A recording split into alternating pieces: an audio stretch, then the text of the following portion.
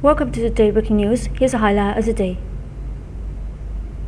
White House admits inflation is unacceptably high, denies the U.S. in recession as Biden pushes climate spending. White House economic advisor Jared Bernstein said Biden is committed to climate change spending by executive order if legislative fails. Jared Bernstein is a member of the White House Council of Economic Advisors, admitted Sunday that inflation is unacceptably high, while also stressing that President Biden would not back down on climate change spending initiative and not see the country as headed toward recession.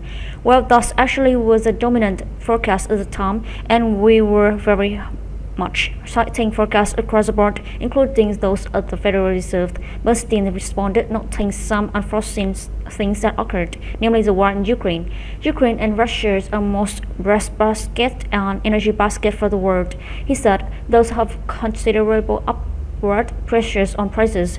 Yes, despite hesitancy from Manchin and others about more spending, especially regarding the White House climate change initiatives, Bernstein and Biden recognizes the urgency of taking action against climate change and building up our clean energy industry, which is also important for good Americans' job going forward.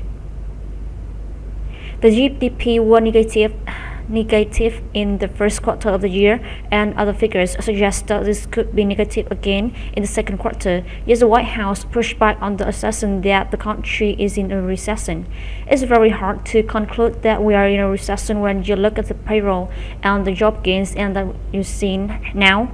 It's strictly how around the corner here, and I'm not going to predict quarters down the road, he continued. But I think it's right now you got inflation headwinds big time in this economy, not taking anywhere away from that, but you also have some very strong tailwinds that boosting consumers.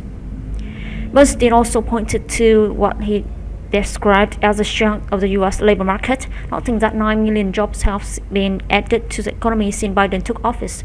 Thank you for subscribing our channel. I'll see you in the next news later.